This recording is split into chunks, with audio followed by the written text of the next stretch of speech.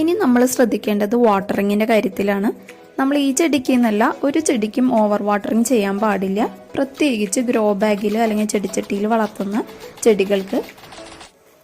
Grow ബാഗിലുള്ള മണ്ണിന് നല്ല drainage ഉണ്ടെന്ന് നമ്മൾ ഉറപ്പ് വരുത്തണം.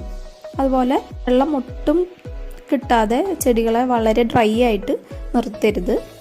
കാരണം മണ്ണ് തീരെ ഉണങ്ങി നിന്നാലും അത് പൂക്കൊഴിച്ചിലിന് കാരണമാവും. അടുത്തത് നമ്മൾ ശ്രദ്ധിക്കേണ്ടത് ഹാർവെസ്റ്റിങ്ങിൻ്റെ കാര്യത്തിലാണ്.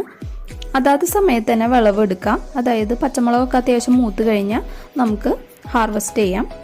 അല്ലാതെ അത് ഒരുപാട് പഴുക്കാനായിട്ട് വെച്ചിട്ടുണ്ടെങ്കിൽ ചെടി അതിൻ്റെ എനർജി ഫുള്ള് അതിനായിട്ട് ഉപയോഗിക്കും. അപ്പം നമുക്ക് ബാക്കിയുള്ള പൂക്കൾക്കൊന്നും കായായി മാറാനുള്ള ഒരു എനർജി ചെടിയിൽ നിന്ന് കിട്ടില്ല.